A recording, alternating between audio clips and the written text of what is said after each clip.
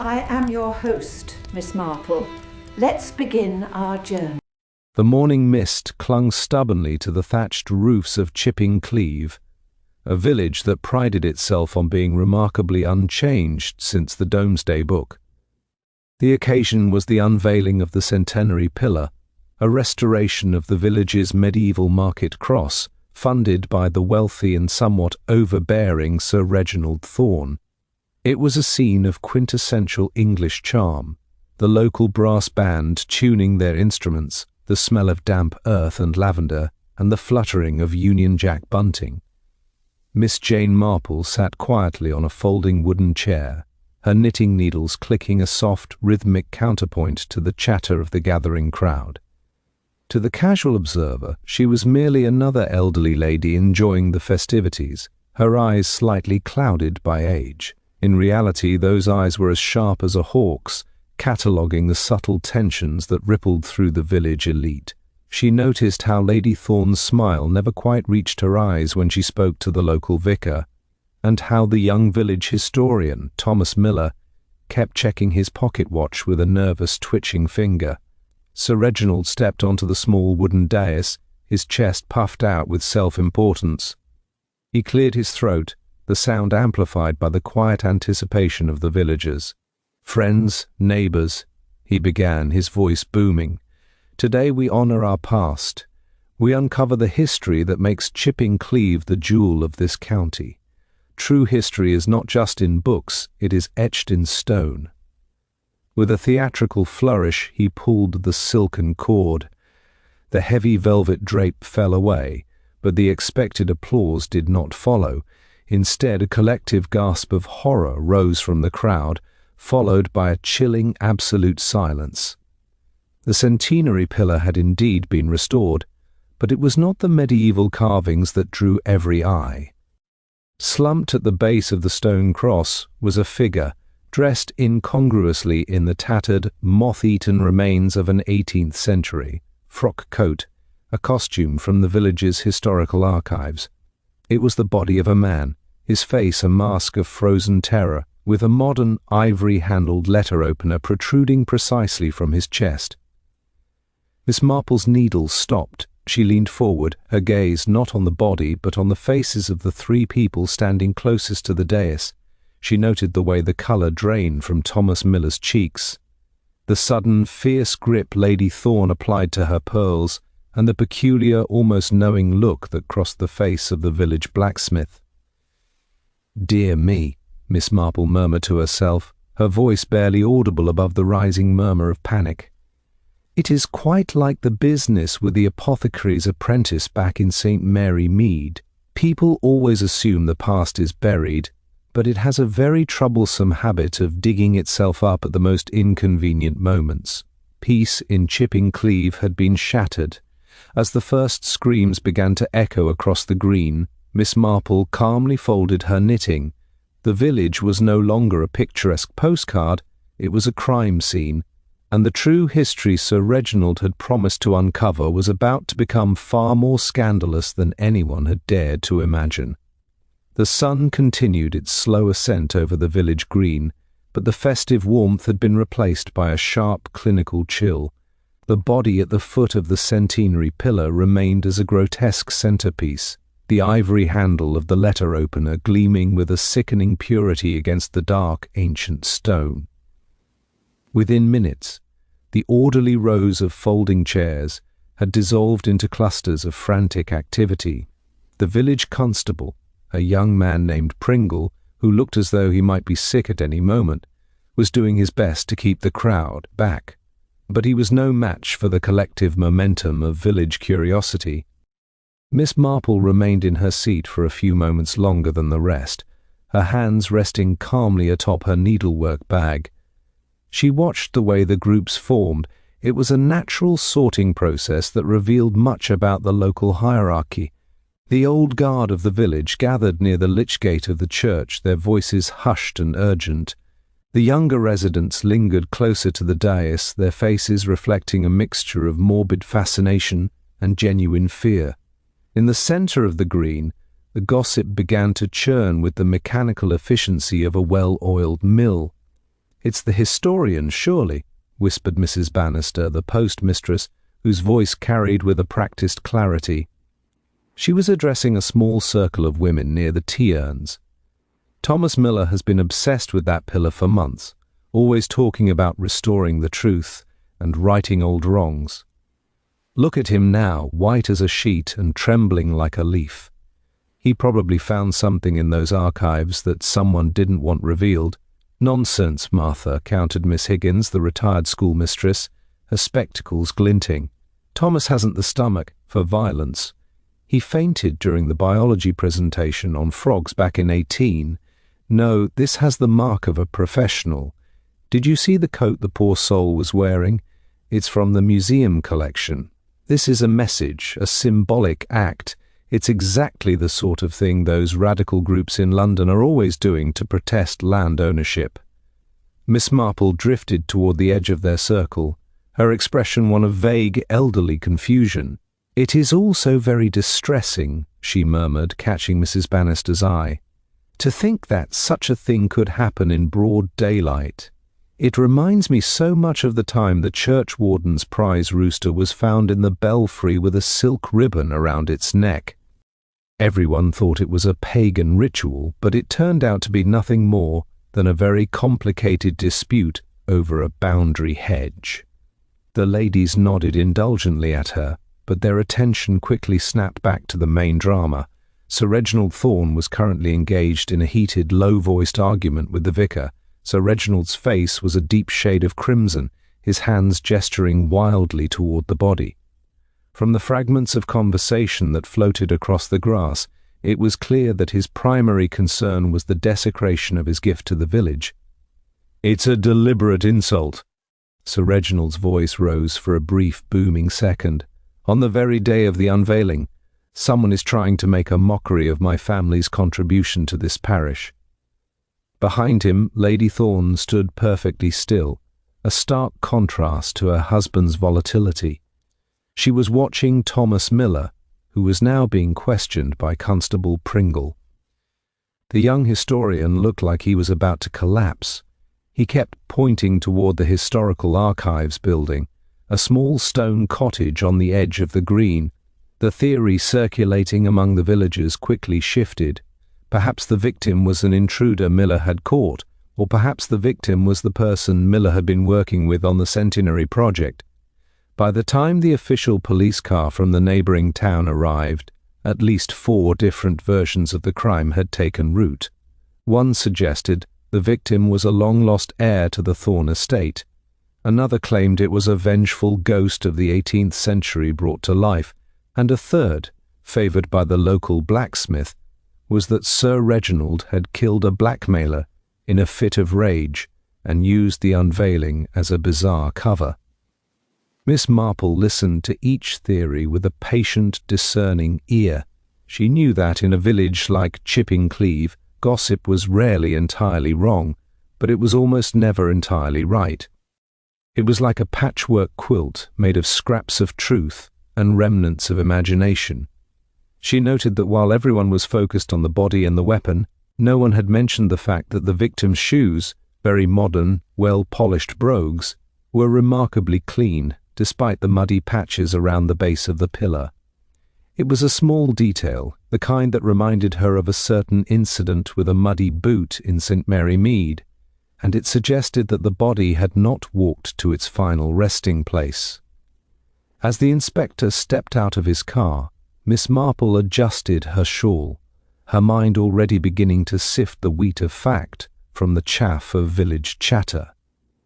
The arrival of Inspector Slack, a man who moved with the frantic energy of a wind-up toy, signalled the end of the village's collective paralysis. He descended upon the green with a flurry of barked orders and snapping notebooks, his presence instantly draining the remaining charm from the morning's festivities. The brass band had long since retreated, their instruments tucked away like shameful secrets, and the tea-urns stood cold and abandoned. Miss Marple, however, had not moved far. She had relocated to a strategically placed bench near the churchyard wall, a position that offered an excellent view of both the crime scene and the path leading to the village archives. Inspector Slack stood over the body, his face twisted in a grimace of professional irritation. "Well, Pringle," he snapped at the young constable, "I assume you haven't touched anything, or did you decide to perform a preliminary autopsy with your morning sandwich?" Pringle, still looking decidedly green, stammered a denial, his eyes fixed firmly on his own boots. Slack grunted, kneeling by the man in the 18th century coat. "A letter opener, ivory handle, probably a local piece. And look at this costume. It's like something out of a cheap stage play. Who is he anyway?" The victim's identity was not revealed by police, but by the trembling voice of Thomas Miller. The young historian had been led back to the dais, flanked by 2 officers. It's Julian Vane," Miller whispered, his voice cracking. "He was a university researcher. He's been helping me with the archives for the past fortnight. We were looking into the original land grants for the Thorne estate. He was supposed to meet me at the archives at 8 this morning, but he never showed up." Miss Marple's needles paused. Julian Vane. The name was unfamiliar, but the mention of land grants was like the scent of a fox to a hound. In her experience, nothing stirred up murderous intent in an English village quite like the question of who owned which piece of dirt 300 years ago. It reminded her of the tragic business with the Cartwright brothers, who had feuded for decades over a single unproductive orchard until one of them decided that arsenic was a more permanent solution than a solicitor. Slack was scribbling furiously. Researching land grants, was he? And I suppose he had a habit of dressing up like a Georgian dandy for breakfast. "The coat belongs to the museum collection," Miller explained, his eyes watering. "It was kept in a sealed display case in the archives. I have the only key, except for the one kept in the vicar's safe. I don't understand how he got it, or why he'd be wearing it. It's a priceless piece of local history." Miss Marple observed the inspector as he examined the ivory handle of the weapon. He was looking for fingerprints, for physical traces, for the obvious signatures of a criminal. He was, in short, looking for the things that could be measured. Miss Marple, meanwhile, was looking at the way Lady Thorne was watching the vicar. There was a peculiar rigidity in her posture, a tension in the way she clutched her small leather handbag. And the vicar, usually a man of boundless, if somewhat vague benevolence, was staring at the centenary pillar with an expression of profound, silent grief, not for the man who had died, but for the stone itself. As Slack continued his blustery interrogation, Miss Marple noticed a small fluttering object caught in the brambles near the churchyard gate. With a quiet, inconspicuous movement, she rose and strolled toward it.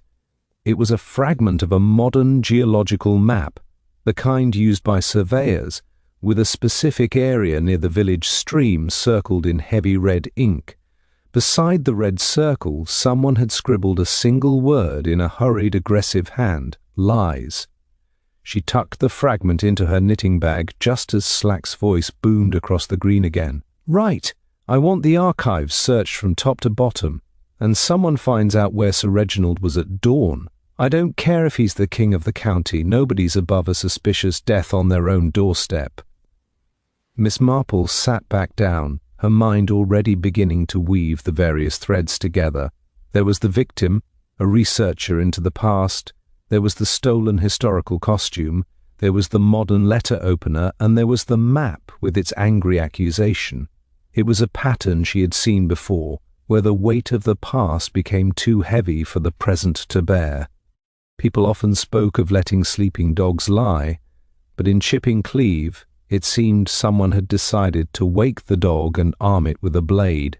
She looked toward the archives, a small dark building that suddenly seemed very much like a tomb for more than just paper.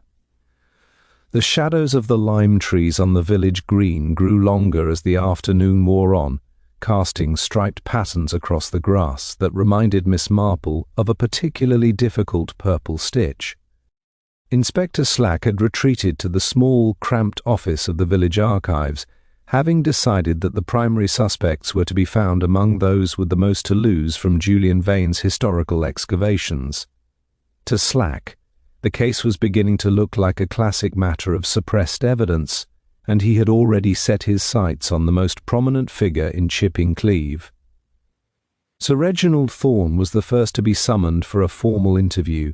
He entered the archive building with the indignant air of a man who had never been asked to explain his movements to anyone, let alone a police officer. Miss Marple, who had moved her chair to the porch of the neighbouring parish hall to catch the breeze, could hear the low rumble of Sir Reginald's voice through the open window. He was adamant that he had spent the early morning hours in his study, working on a speech about the importance of heritage. However, when pressed for a witness, he could only offer his valet, a man whose loyalty was as well established as the Thorne family's bank balance. "It is an outrage, Inspector." Sir Reginald's voice momentarily surged in volume. "The man was a guest in this village, yes, but to suggest I had reason to harm him over some dusty old land grants is preposterous. My family has held the deeds to this estate since the reign of George III. There is nothing to find because there is nothing to hide." Miss Marple's needles clicked rhythmically. She remembered a similar situation in St. Mary Mead involving the local squire and a missing set of parish records. He too had been very loud about his family's integrity, right up until the moment it was discovered that his great-grandfather had actually been a very successful highwayman. Loudness, she had often observed, was frequently used as a substitute for truth. The second suspect to emerge from the inspector's scrutiny was Thomas Miller. The young historian was currently the object of much village pity, but Slack was not a man for sentiment. Miller had been the last person to work closely with Vane, and his frantic behaviour during the unveiling had not gone unnoticed. More importantly, Slack had discovered that Miller and Vane had been heard arguing late the previous evening in the village pub, the Spotted Cow. The subject of the argument had been the ownership of the very letter opener that now sat in an evidence bag. He wanted to take the credit, Miller cried as he exited the archives, his face blotchy with tears. He nearly stumbled over Miss Marple's feet. Julian wasn't a historian, he was a sensationalist.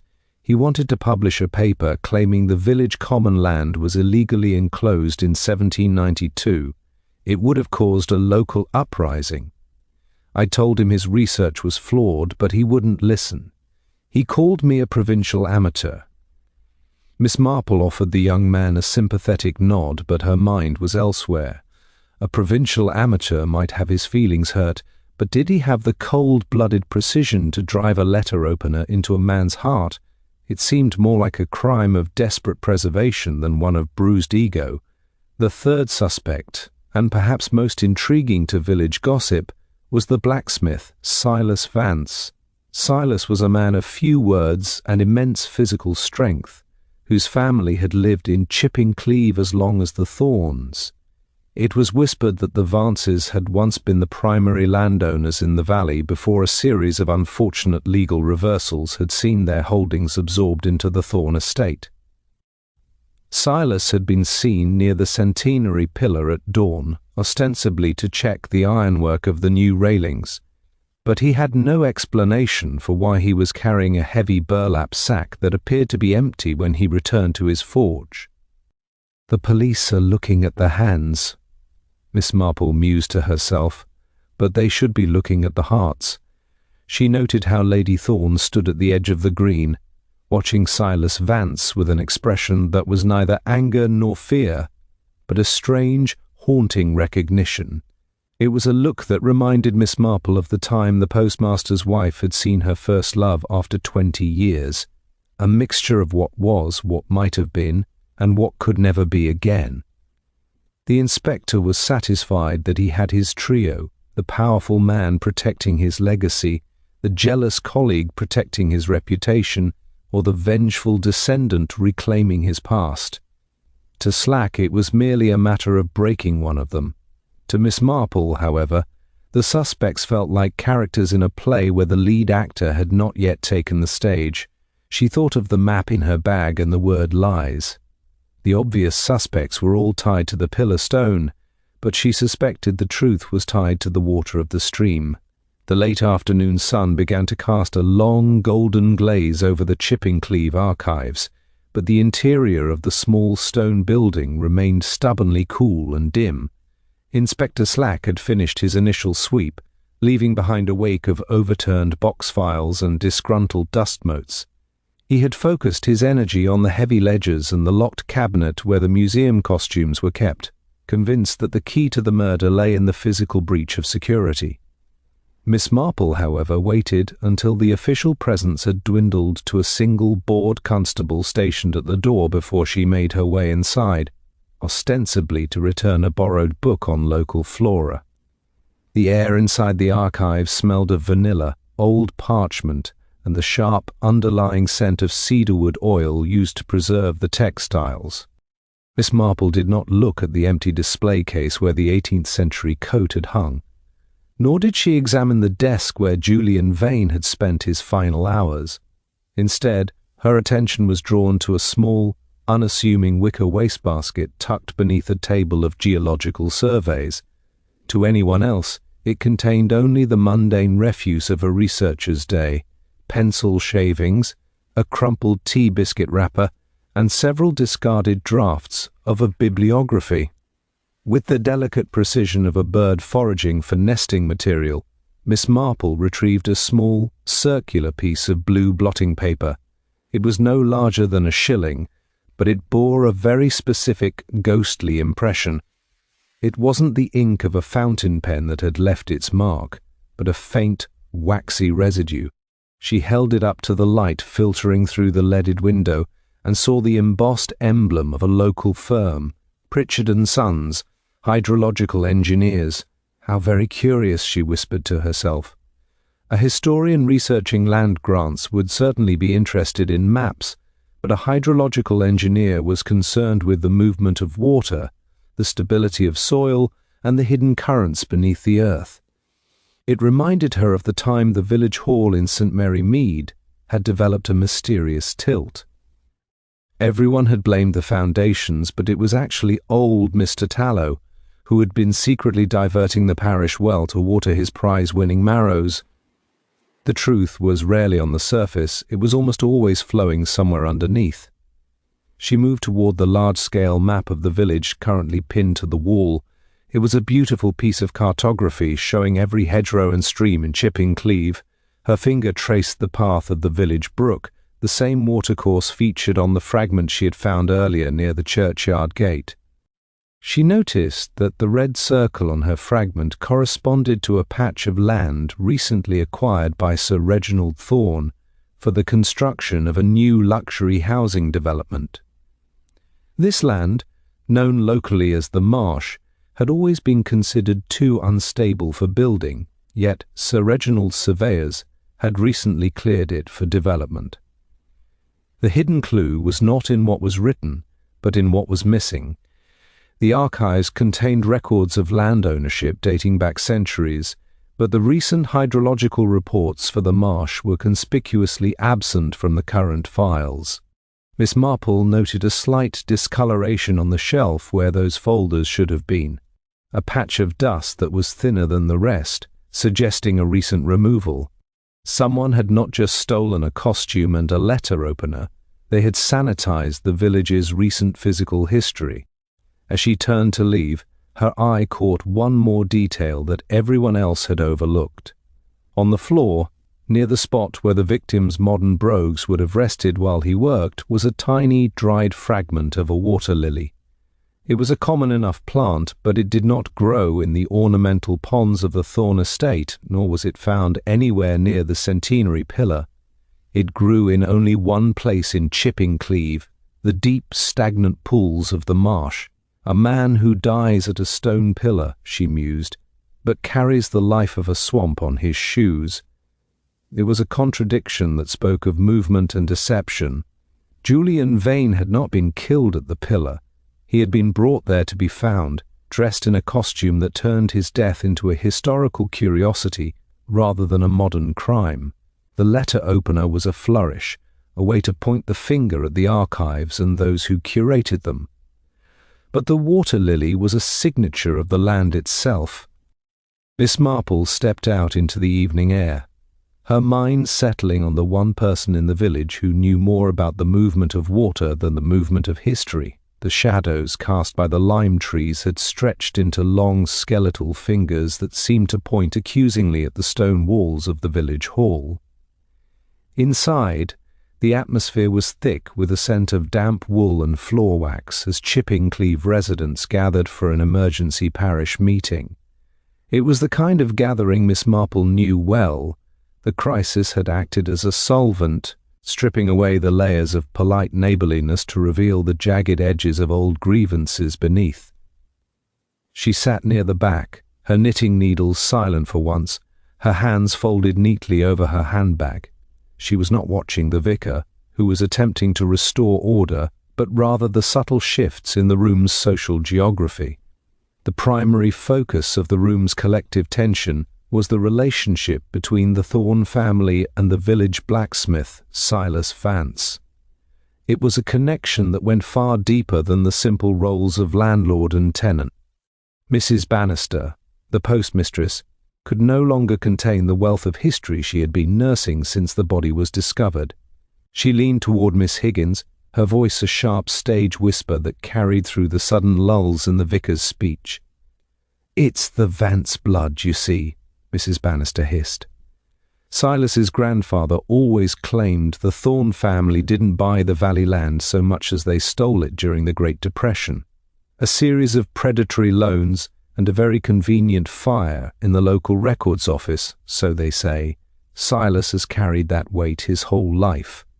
And then there's Lady Thorne. People forget she was a local girl, a distant cousin of the Vances before Sir Reginald swept her off to that finishing school and made her a lady. Some say Silas never quite forgave either of them.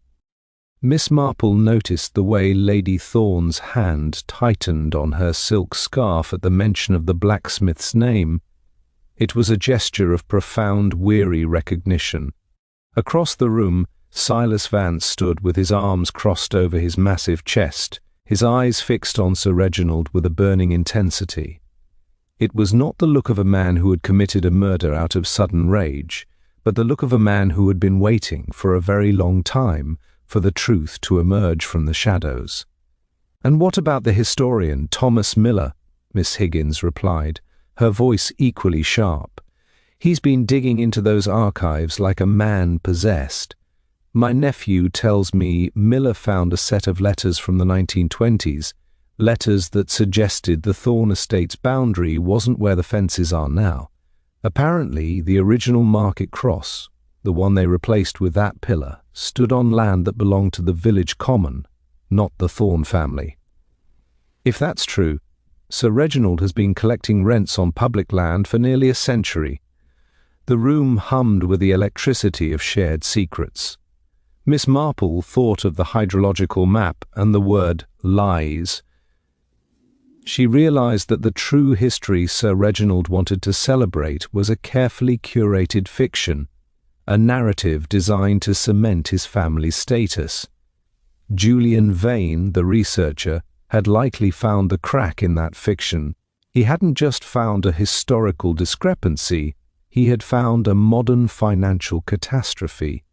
If the land for the new housing development, the marsh, was actually common land, Sir Reginald's empire was built on sand, or more accurately, on a swamp that didn't belong to him.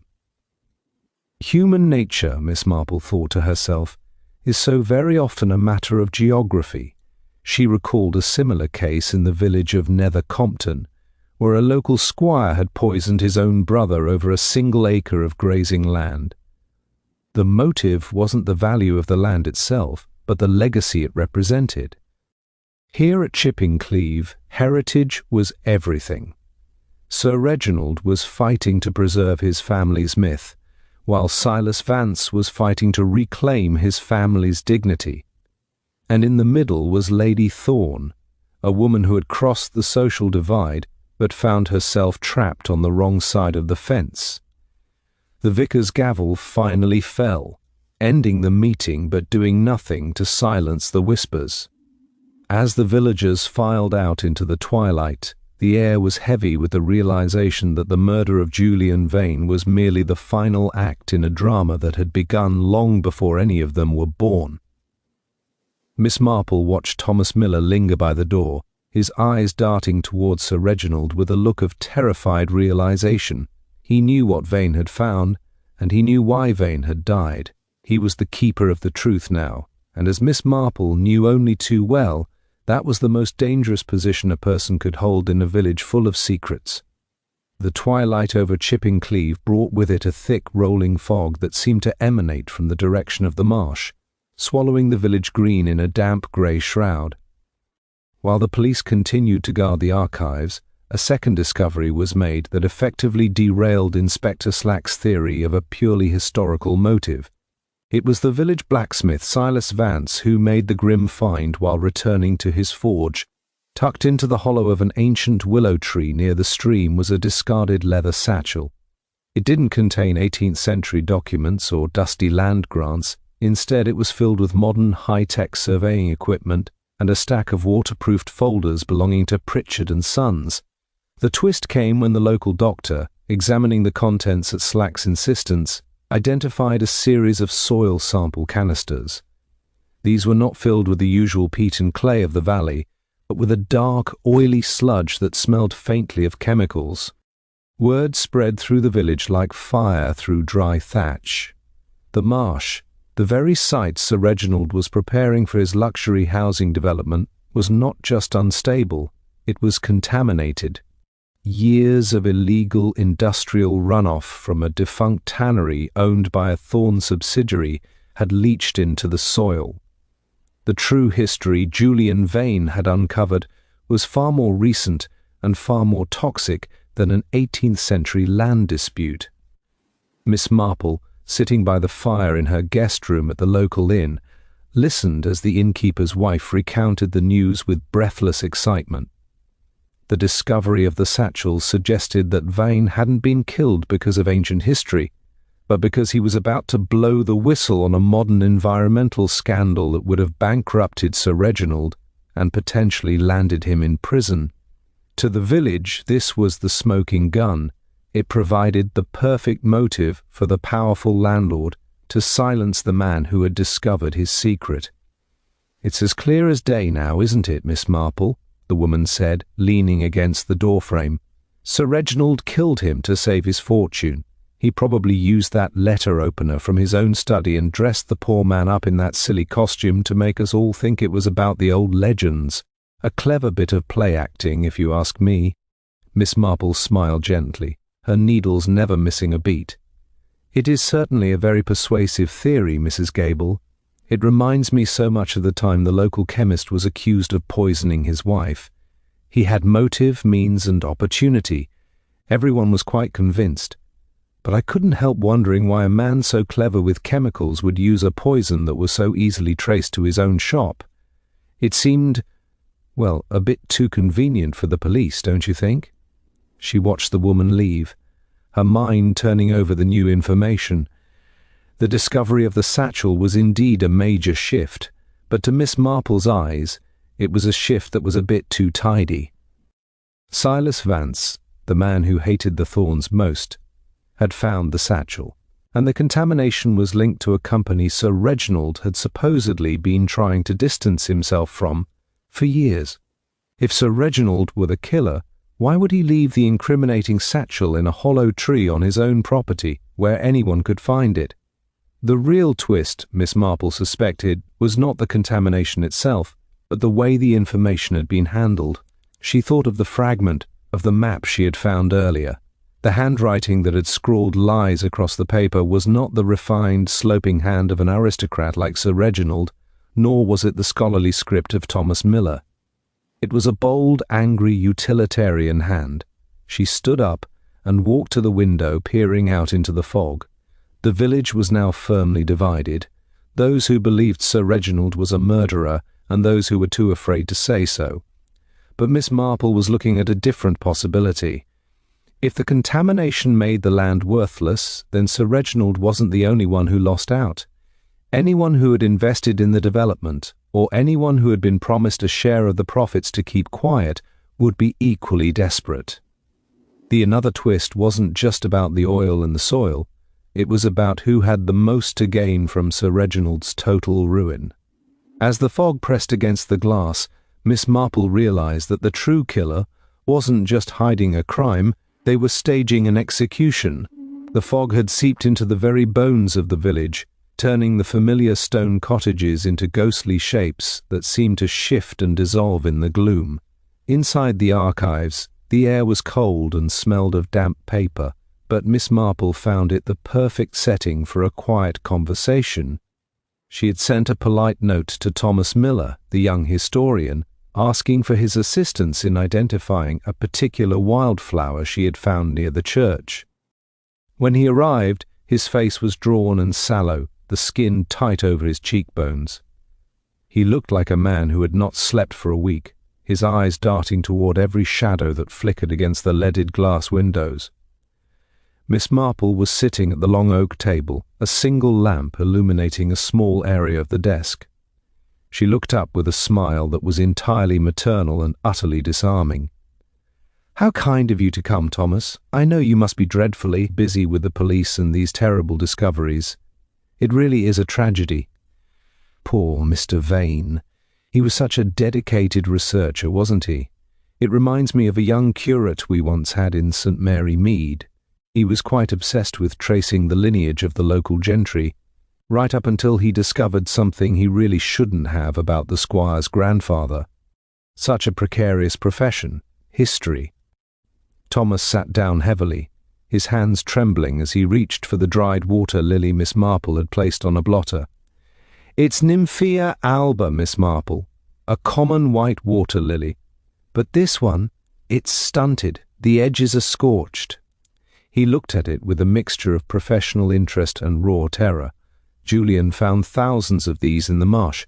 He realized the water wasn't just stagnant, it was toxic. He was going to tell the world.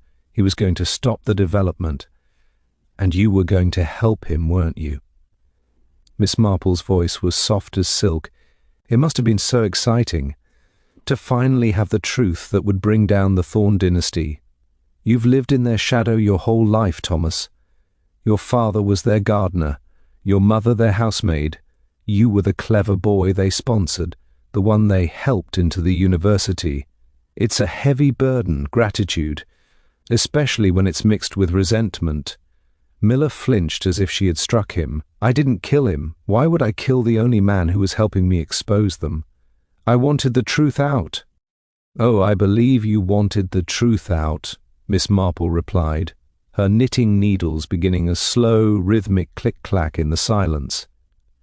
But Julian Vane was an outsider. He saw pollution as a scientific fact. You, however, saw it as a weapon. You didn't just want the development stopped, you wanted the Thornes destroyed, and Julian was becoming, well, a bit too cautious, wasn't he? He wanted to go through the proper channels, he wanted to file reports and wait for investigations. But you knew that if Sir Reginald got wind of it, the evidence would disappear before the first inspector arrived, the marsh would be drained, the soil replaced, and your chance for justice would be gone forever. She leaned forward, the lamplight catching the shrewd sparkle in her eyes. "It was the costume that gave it away, Thomas. The 18th century coat. Julian Vane wouldn't have put that on. He was a modern man, a scientist. But you are a historian. You understand the power of symbols. You knew that if he were found at the centenary pillar, dressed as a ghost of the past, the village would immediately link his death to the Thorne family's history of land theft. You didn't just kill him to stop him from being cautious. You killed him to turn him into a martyr for your cause." Thomas stood up, his chair screeching against the stone floor. "You can't prove any of this. I was with the vicar at dawn. I have an alibi, a very good one," Miss Marple agreed. "But the vicar is a man who hears what he expects to hear. He heard your voice through the study door, yes. But he didn't see you. A simple recording, perhaps? Or perhaps you were just very clever with the timing. But tell me, Thomas, why is there a small dark stain of oily sludge on the hem of your academic gown? The kind of sludge found only in the deepest part of the marsh, where the lilies grow. It's exactly the same shade as the stain on poor Mr. Vane's shoes. The young man stared at her, the silence in the room becoming deafening. The psychological game was reaching its crescendo. Miss Marple didn't move. She simply watched him with a look of profound, disappointed understanding. She wasn't an inquisitor, she was a mirror, reflecting his own guilt back at him. Thomas Miller's shoulders slumped, and for a moment the mask of the indignant researcher fell away, revealing the bitter, broken child of the Thorne estate. He didn't speak, but the way he looked at the water lily told Miss Marple everything she needed to know. The final test was over, and the truth, like the fog outside, was finally beginning to settle. The heavy oak doors of the Thorne Manor Library were shut tight against the damp night air, but the atmosphere inside was far from warm. Inspector Slack stood by the hearth, his face a mask of impatient authority, while Sir Reginald paced the length of the Persian rug, his boots thudding with a rhythmic, anxious energy. Lady Thorne sat perfectly still in an armchair, her hands clasped so tightly that her knuckles were white. Into this tableau of high-stakes tension, Miss Marple entered with the quiet, unassuming grace of a woman arriving for a parish tea. Behind her, escorted by a silent Constable Pringle, came Thomas Miller, his face the colour of the fog outside. "Inspector," Miss Marple began, her voice cutting through the heavy silence like a polite silver blade, "I believe it is time we stopped looking at this tragedy as a historical mystery and started seeing it for what it truly is, a very modern act of desperation. We have all been led to believe that Julian Vane died because of what he found in the 18th century land grants. That was the intention of the costume, the ivory letter opener, and the location of the body at the centenary pillar. It was a stage play designed to point the finger directly at the Thorne family and their long history of village dominance." Slack snorted, crossing his arms. "And it worked, didn't it? Sir Reginald has the best motive in the county. Vane found contamination at the marsh. That discovery would have ruined this family. Why look any further than the man with the most to lose?" "Because, Inspector," Miss Marple replied mildly, "the person with the most to lose is not always the person with the most to gain. Sir Reginald is a proud man, certainly, but he is no fool. To kill a researcher on the very day of his own public celebration would be an act of madness. No, the murder was committed by someone who didn't just want Julian Vane dead, they wanted Sir Reginald Thorne destroyed. They wanted to ensure that even if the murder went unsolved, the scandal of the contamination and the true history would be unearthed in the process. It was a double execution." She turned her gaze toward Thomas Miller. The young man did not look up. He stared at the floorboards, as if they were a precipice. "Thomas has lived his life in the shadow of this house," Miss Marple continued. "He was the recipient of Sir Reginald's charity, a gift that felt more like a shackle. When Julian Vane arrived with his modern equipment and his scientific rigour, Thomas saw his opportunity. He didn't just help Julian, he directed him. He pointed him toward the most sensitive areas of the marsh. But when Julian realized the extent of the pollution, he wanted to act like a scientist. He wanted to wait for the proper authorities. He was too slow for Thomas's brand of justice. "I wanted it over," Thomas suddenly burst out, his voice cracking with a raw, jagged edge. "I wanted the village to see them for what they are. Julian was going to wait months for a committee report. By then the ground would have been paved over. I had to make the village look, and I knew they wouldn't look at a soil report, but they would look at a body." Miss Marple nodded sadly. "And so you met him at the archives. You told him there was one more document he needed to see. You used the letter opener, a gift from Sir Reginald to the archives, a weapon that cried out the donor's name, to end his life. Then you dressed him in that 18th century coat, a garment that symbolized the very oppression your family had suffered for generations.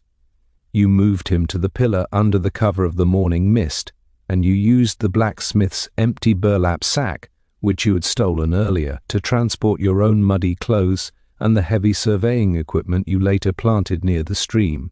"The sack," Slack interrupted, his eyes widening. Silas Vance's sack. "You framed the blacksmith too?" "A backup plan, Inspector," Miss Marple explained. "If the police didn't blame the landlord, they would blame the man who hated him most. Either way, the Thorne reputation would be shredded." But Thomas made one small mistake.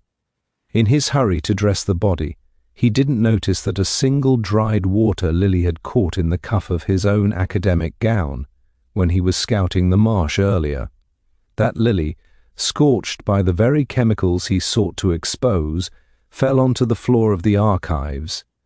It was a piece of the present that didn't fit into his historical drama. The room was silent as the weight of the revelation settled. Thomas Miller didn't deny it. The fire that had fueled his vengeance seemed to have burned out, leaving only ash. He had sought to use history as a weapon, but he had forgotten that history is a mirror that eventually reflects the truth of the observer as much as the observed. As Slack moved forward to caution the young man, Miss Marple looked toward Lady Thorne. There was no triumph in the old lady's eyes, only the weary realization that in a village like Chipping Cleeve, the past is never truly gone. It simply waits for someone to pick up the blade. The morning after Thomas Miller's arrest, Chipping Cleeve seemed to have shrunk. The grand centenary pillar, which had been intended as a symbol of enduring legacy, stood lonely on the green, now cordoned off with a single strand of blue police tape that fluttered listlessly in the breeze. The fog had lifted, revealing a sky of pale, indifferent blue, but the village remained hushed. It was the peculiar silence that follows a storm, not a peace, but a weary exhaustion. The shops opened late, and when they did, the bell above the post office door seemed to chime with a hollow, mournful ring. People moved with their heads down, as if the very air had become heavy with the weight of the truth. Miss Marple sat in the window seat of the inn, her suitcase packed and her gloves laid neatly on the table beside her. She watched as a black saloon car pulled away from the manor house, carrying Lady Thorne toward the station. It was whispered that the marriage, long a fragile facade, had finally shattered under the pressure of the scandal. Sir Reginald remained secluded behind his stone walls, a man whose fortune and reputation were now as contaminated as the soil of the marsh. The luxury housing development would never be built, and the land would likely be reclaimed by the reeds and the stagnant water, a wild, toxic monument to the secrets that had birthed it. "It's a terrible business, Miss Marple," Mrs. Gable said as she brought in a final pot of tea, her usual zest for gossip replaced by a somber, reflective tone. "To think that young Thomas, a boy we all watched grow up, could have such a darkness in him. He was always so quiet, so respectful. It makes you wonder if you ever really know anyone at all." Miss Marple poured her tea with a steady hand. "I'm afraid we often only see the reflections people choose to show us, Mrs. Gable. Thomas didn't start as a murderer. He started as a child with a very long memory. In a village like this, memories can be a dangerous thing. They grow in the dark, and if they aren't aired out, they turn into something quite different. It reminds me of the old well behind the cottage of the Cartwrights in St. Mary Mead. It was covered up for 50 years, but the water underneath didn't go away. It just turned sour and eventually rotted the floorboards of the house. People are very much the same." She looked out at the green where the local blacksmith, Silas Vance, was slowly dismantling the temporary dais. He moved with a heavy, deliberate pace, his anger seemingly replaced by a grim satisfaction. He had his justice, though it had come at a terrible price. The Thorne name was disgraced, and the truth of the common land would now be debated in courts rather than in whispers. But Silas looked no happier for it. The victory was as bitter as the sludge found in the surveyor's canisters. "History is a very tricky thing," Miss Marple continued, her voice soft. "Sir Reginald wanted to celebrate a history that was a lie, and Thomas wanted to use the truth to commit a crime. They were both trapped by the past, in their own ways. It's a pity they couldn't have just looked at the flowers. The water lilies were trying to tell them the truth all along, but men are so very rarely interested in what the earth has to say until they are about to be buried in it." The whistle of the morning train echoed across the valley, a sharp, modern sound that seemed to slice through the ancient stillness of the village. Miss Marple rose, smoothing the front of her tweed coat. She had done what she could, untangling the knots of human emotion that had led to Julian Vane's death, but she knew that the healing of Chipping Cleeve would take much longer than the investigation. The village would eventually return to its routine of flower shows and parish teas, but the centenary pillar would always be a reminder that beneath the picturesque surface of English life, there are currents that run deep and dark. As she walked toward the station, Miss Marple stopped for a moment by the churchyard gate. She looked at the stone cross and the quiet graves, then at the distant shimmering line where the green gave way to the swamp of the marsh. She felt a profound sense of sadness for the waste of it all, the waste of a young man's life, the waste of a historian's intellect, and the waste of a family's honor. But then she noticed a small robin hopping along the top of a headstone, its bright eyes fixed on a worm. Life, in its simplest and most honest form, was continuing. With a small, resolute nod to herself, Miss Marple turned and walked toward the platform, her mind already beginning to wonder if her own garden at St. Mary Mead had survived the recent frost.